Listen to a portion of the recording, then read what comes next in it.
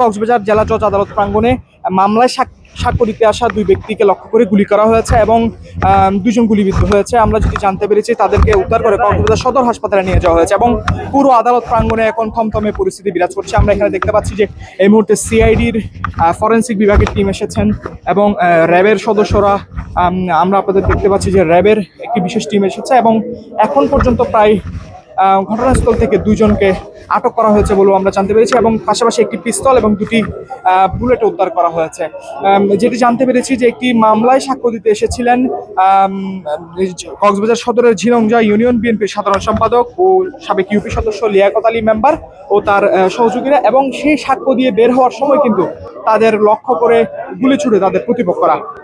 আমরা আপনাদের দেখানোর চেষ্টা করছি ঠিক এই জায়গাটিতেই কিন্তু গুলি করা হয়েছে এবং গুলি করে পালিয়ে যাওয়ার সময় কিন্তু তাদেরকে গ্রেফতার করা হয় এবং স্থানীয়রাও কিন্তু কয়েকজনকে গ্রেফতার করে, পরে পুলিশ এসে কয়েকজনকে গ্রেফতার করতে সক্ষম হয়। পাশাপাশি কিন্তু আহতরা এখন কক্সবাজার সদর হাসপাতালে চিকিৎসাধীন রয়েছে এবং বিস্তারিত ঘটনা যেটি তদন্তে কিন্তু এবং যে ঘটনার যে মূল কারণ সেটি উদ্ঘাটনে কাজ করছে আইন শৃঙ্খলা রক্ষাকারী বাহিনীর বিভিন্ন সদস্যরা।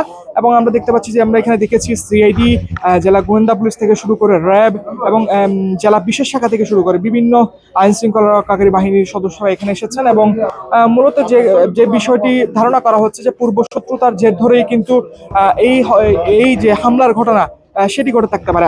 ঠিক যেই স্থানটিতে গুলির ঘটনা ঘটেছে সেটি হচ্ছে কক্সবাজার জেলা ও দায়রা জজ আদালতের একদম প্রবেশ পথ এবং এর ঠিক পাশেই কিন্তু কক্সবাজার জেলা পুলিশ সুপারের কার্যালয় এবং এই দুই স্থানের মাঝামাঝি স্থানেই কিন্তু এই চাঞ্চল্যকর ঘটনাটি ঘটে। তো এখন পর্যন্ত আমাদের কাছে যে খবর আছে, মহিউদ্দিন এবং রনি নামে দুই ব্যক্তি আহত আছেন এবং দুইজনকে আটক করেছে পুলিশ।